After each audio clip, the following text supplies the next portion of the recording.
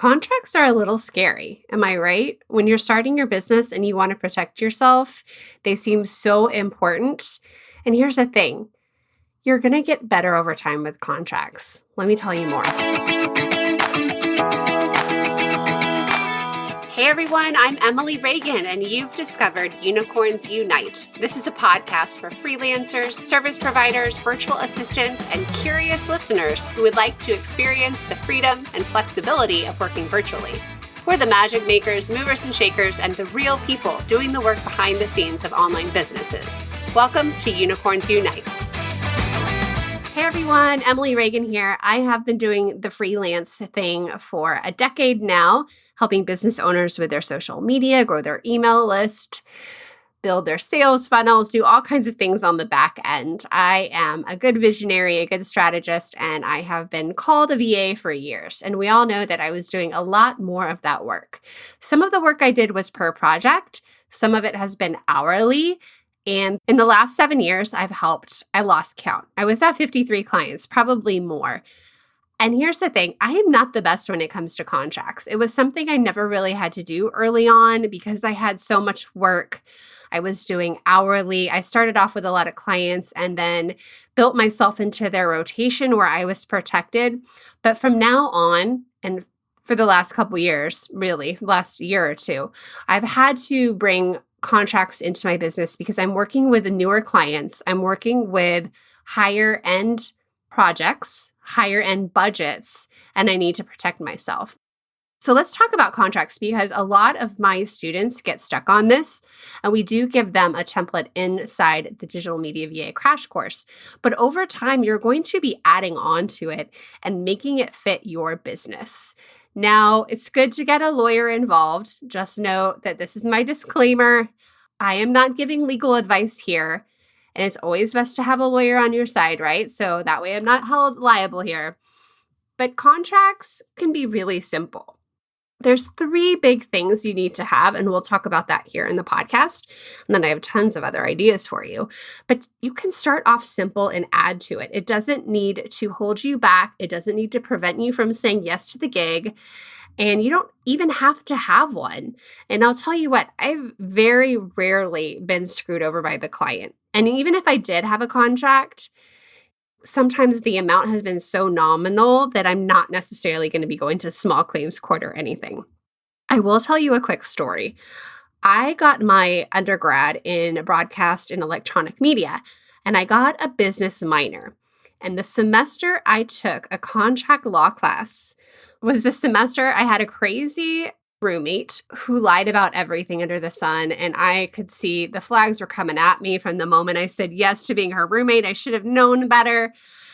But anyway, long story short, I ended up suing her in small claims court because she breached her contract. And it was really empowering to know that a piece of paper could protect me. And in college, I didn't have a lot of free spending money. I really couldn't afford to pay rent by myself when I had rented a 2-bedroom apartment with her. It was a quad. And I won because the contract very clearly stated how long the payments were to go. And she left with 4 months left in the contract. And so it was a very empowering situation. And I feel like that's another story for another time. But I learned very early on the power of contracts. When I started my business, I just didn't know what I didn't know. And now I do use them.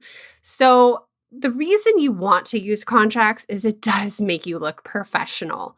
When you are in a client discovery call and you can say what the next steps are, when you can send over a contract that protects yourself, it puts you in a new league.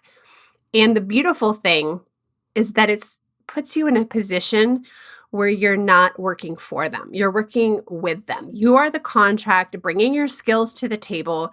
You have just as much power to terminate the contract, set the terms. And this puts you at a whole new level. You're not the underling here. Contracts are important for this. And you look kind of dumb if you don't have one when they ask you for one, right?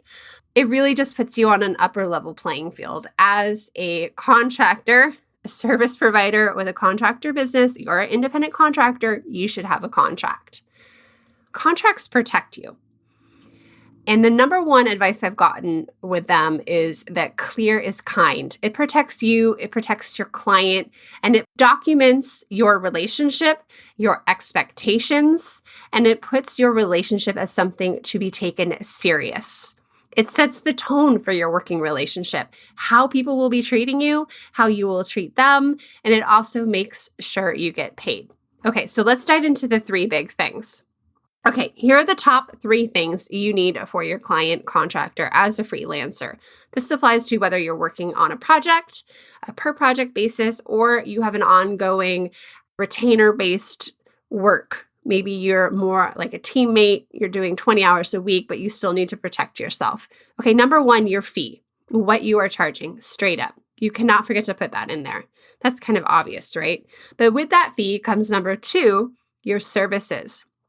What is the scope of your services? What are your responsibilities?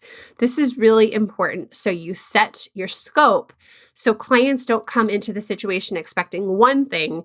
You were on a different page going to deliver something else. It puts you on the same page. And again, being clear is kind. It sets you both up for success. The third thing you really need to have is your payment terms. I'll go into some more about some of the services, but the third thing you need to have is your payment terms. How and when will you get paid?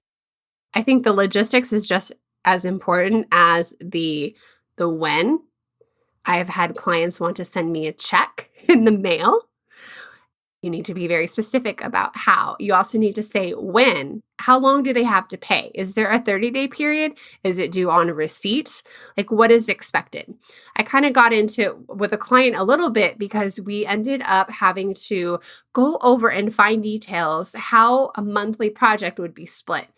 Is it paid beginning of the month? Is the second half paid on the 15th? Is it paid when the work is done? Like, be as specific as possible. You'll also want to include late fees. What if they don't pay you on time?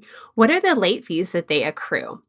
Business owners might not pay you right away. That happens sometimes with my best clients, and it takes them a little while. And sometimes it can be a deal breaker down the road, right? But if there's a late fee in there, they're going to be taking you more serious, right? You'll also want to include deposit amounts, extra fees. Are you being paid per milestone? Are you being paid per project? Are you being paid per hour? All of that will give you clarity and help set your contract to be something that is firm and totally agreeable here. For instance, you might be invoicing your client via PayPal. Maybe invoices that aren't paid on time accrue 10% each week. Like, there's lots of different options there. And of course, you want to make sure you get the contract signed. This is when I like the software or the app. I think it's software. DocHub. That's really good for signing contracts. It does the signatures really nicely and everything. But you can do this in any kind of like PDF type supporting software, right? Okay, so there's more things we could include, but those are your top 3.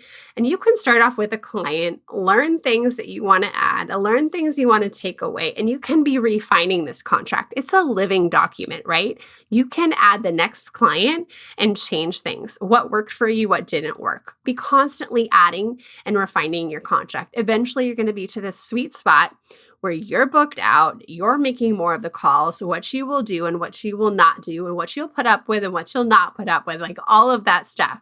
You will be in a power position when you're the service provider who has a great reputation and is booked out, because you can just move on to the next client when the contract isn't being followed. Okay, so let's talk about a few other things that you could include in the contract that sometimes we often forget. Like, we got the big 3 things. Let's talk about communication and boundaries in general. How is the client allowed to contact you? How do you work together? Is it through email? Is it through Voxer? Is Facebook messaging okay? I would start setting your boundaries and be as clear as possible about what the effective and chosen communication method is. Is it a Slack channel? Is it email? Like, there are so many options, and you'll start to know what works best for you, and you can start dictating that, right? You don't have to do Voxer, which is very difficult, I feel like, to track things if that doesn't work for you. You can say per contract, you need to email me. I need it in writing. You set the tone there. Let's talk about boundaries. When are you available? Very early on, you can set the tone of the relationship. You can either enable the client to take advantage of you and get used to you being available 24/7, thinking that they're the only client and you're available whenever they need you at their beck and call, or you can set boundaries. What are your office hours? When are your blackout zones? When do you not work? You need to train your client early on to follow those rules. Otherwise, they will expect 24/7 access to you. You're also going to want to talk about turnaround times. I've had clients that think that just because they give you something that morning, you will have it ready for them later that day. What are your required turnaround times? Do you need 24 hours? Do you need 48 hours? Here's a little hint. Add 20% to your time in case things go awry. If you're a mom working at home, who knows? If you had a sick kid, you don't want that contract to burn you, right? Think about how much time you need and don't be afraid to make it longer than you actually could do the work just to protect yourself and so you can have time off, right? If somebody gives you a Facebook ad, if your client gives you a Facebook ad, your turnaround time could be very much a week to set it up. What happens if they don't give you their deliverables on time and you can't do your work? That can be in your contract. And I'm kind of laughing right now because my podcast editor wants my podcast episodes a week ahead of time so she can do her job. And there's stuff in the contract, stuff is my legal term, that if I don't turn it in on time, what happens? Is there a fee? Does she skip my work in my chart? I don't know. That's something for you to think about. I've had clients who I help them with their podcast and they got used to just turning things in really late and it would screw up me as the manager. It would screw up the podcast editor. And all of that should have been in the contract that I can't do my work without these set provisions.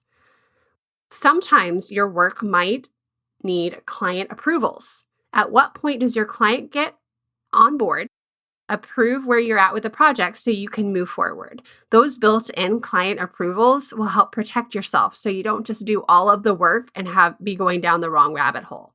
And what happens when the client doesn't do their part of it? What if they don't sign up on things? What happens to the project then? Is it stalled? Do you wait for them? That should be all in the contract to protect yourself. So if you are stalling because they're not doing their part of the agreement, you're not penalized. I know, I feel like I'm getting a little bit negative here, but these are just things to think about. And I want to remind you, for the most part, I haven't had a lot of trouble with this, but it's always better to be clear about your contracts and what you expect so you can get your work done. It's all to help you out in the long run. Here's another thing you might not have thought about. If you're working as a unicorn virtual assistant, or maybe you're a team player, who do you report to? Who do you communicate with? It can be really frustrating to join a team thinking you're working with the client only to learn that there's a super bitchy project manager that's now your new, quote, boss. All of that should be clear in the contract. Hey, I've put together a checklist when you are writing your next contract. Just go to emilyreaganpr.com/contract and you'll get a checklist for making sure that you're protected in your next new client onboarding. All right, back to the show. Now let's talk about fees. There are certain situations where clients might disappear.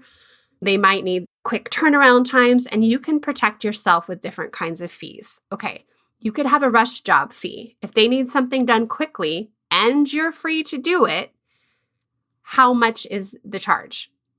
Do you have fees for overtime? If you agree to a 20 hours a week and they're constantly pulling 30 hours out of you, what are you going to charge? Are you going to charge time and a half when your client repeatedly needs more hours? I mean, I would. I totally would. I'd also consider whether I'd even do the hours too. There's also restart fees. If you have a client, you agree to a project and, stuff happens, whether they're ghosting you or life gets hard or they put it back on the back burner, do you charge a restart fee to pick back up where you were? Maybe you were making progress on their project and they want to put it on hold and now you're moving on to other clients, other projects. Maybe they didn't tell you and keep you in the loop. Maybe they did, but there could be a restart fee because you were making good progress and now you have to go back to square zero. Context switching is not fun, and it shouldn't be your fault for some of these scenarios. Also, let's talk about retainer hours. Most of my unicorn virtual assistants sign up with a team. They're expecting to work, anywhere between 5 or 20, sometimes more hours a week with a client. But sometimes clients don't have the work. So what happens? Do those hours roll over? Are they paying for the hours that they don't use, that they don't supply you with work or bother to communicate with you? If those hours do roll over, how many months can they keep them? It's like the cell phone days with those minutes rolling over, right? Do they expire after a certain time point? Is there an overcharge when you go over the retainer hours? That's still kind of related here. And also, if they do want to tap into the retainer hours later, is there a cap on how much and when? Do they need to commit to those hours 2 weeks out? I would really specify this because I've seen this happen with clients probably more than anything else, where they think they're ready to hire a VA, then they're not quite prepared, and then they kind of put you off and take you as serious. And then you've racked and stacked these retainer hours, but you don't quite have the work. So what happens? Work out the scenarios, like what is advantageous to you. And of course, we want to talk about the contract length, right?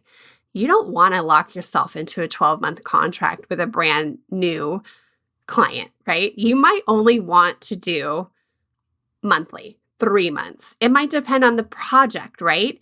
If you're doing something like podcast guesting and public relations pitching and managing their influencer program, that takes time. Signing up with a client to do their social media and they expect results within 1 month is asinine.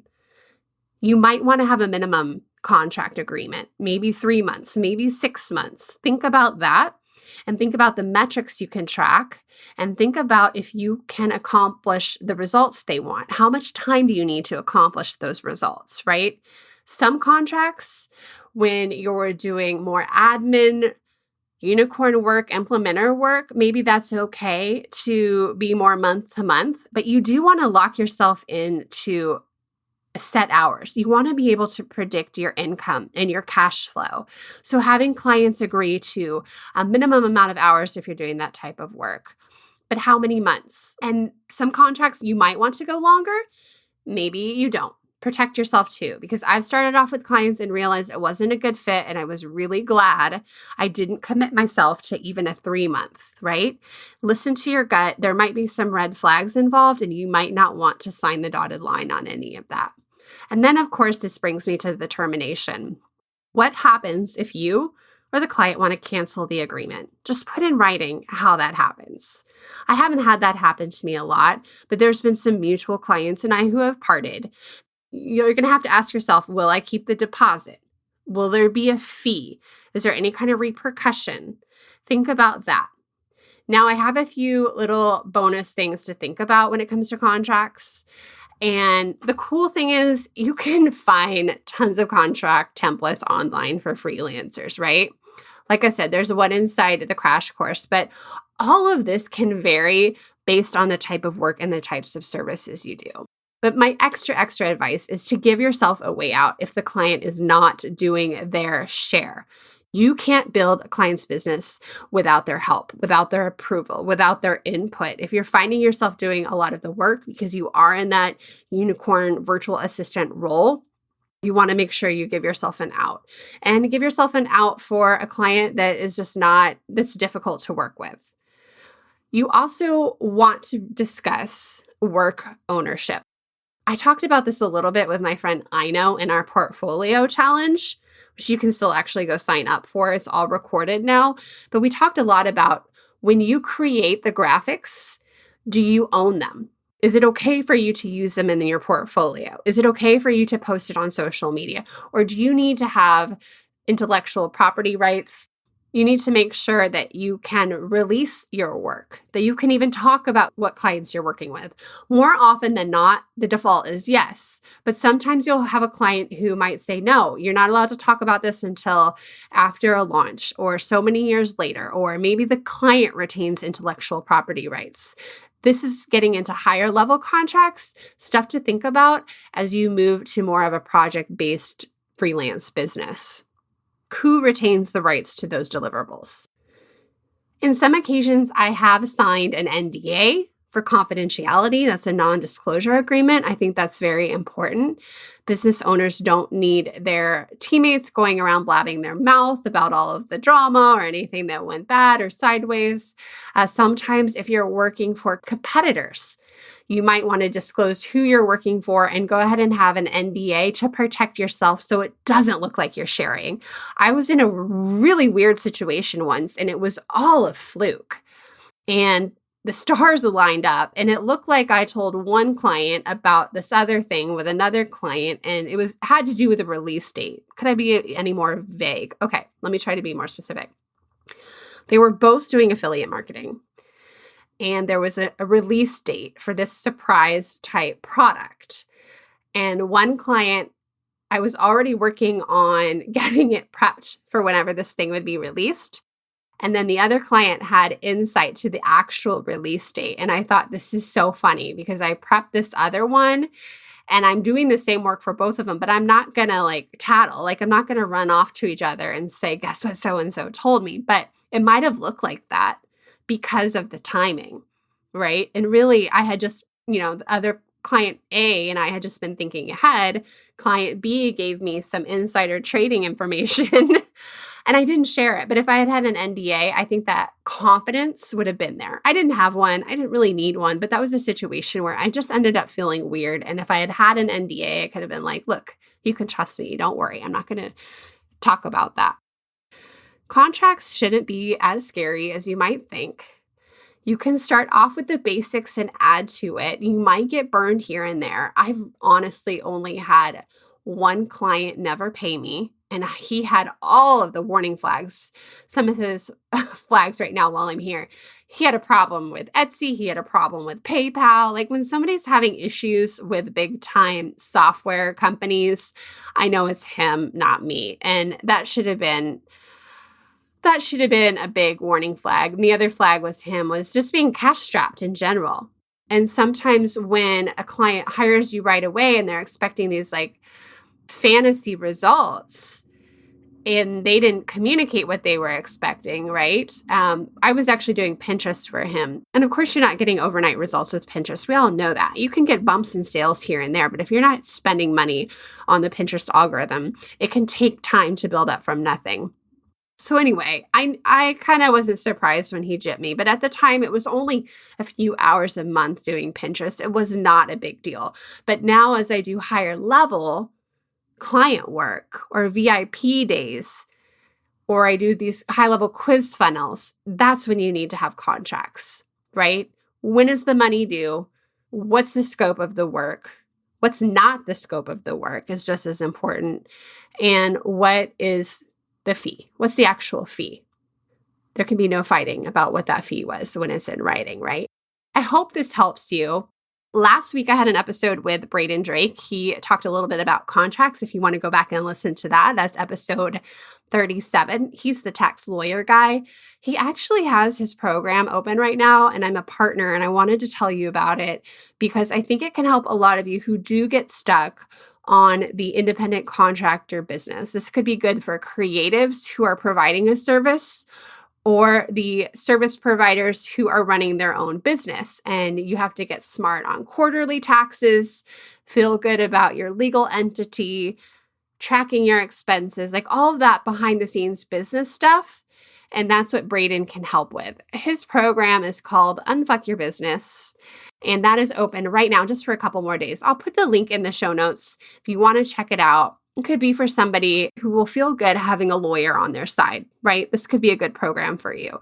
Making sure you do the right steps to do the LLC, making sure you have those extra layers of legal protection that are so important.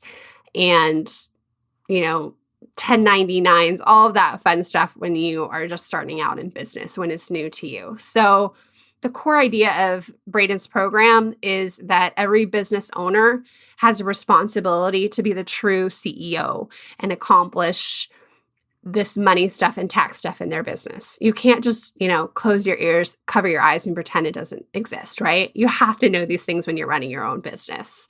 It's taught, the UFYB program is taught over 5 modules in Braden's signature framework. I think you can learn a lot if you're just starting out and this is something that's holding you back.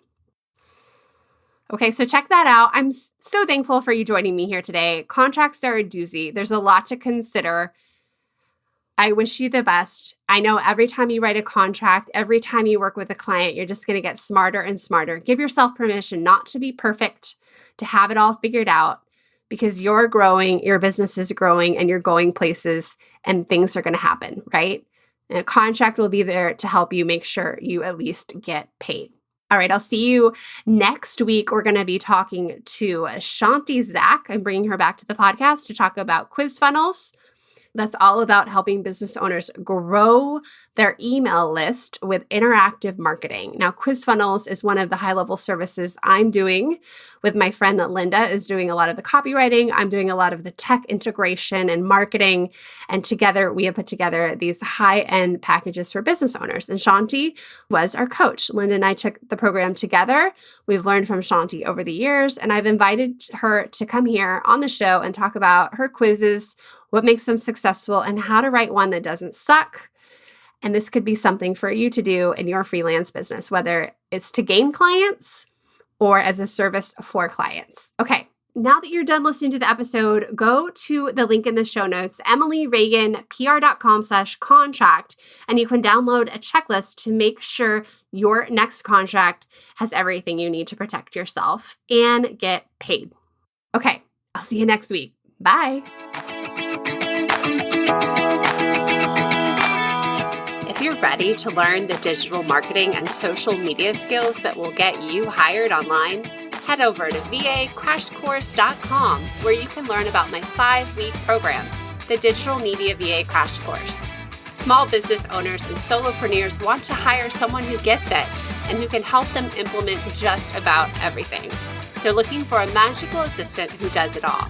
With my comprehensive training, you can get your foot in the door and become a unicorn. Check out vacrashcourse.com.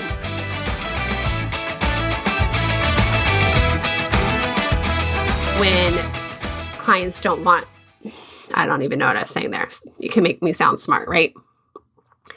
Okay, here's another thing you might not have thought to. What is, that was kind of annoying.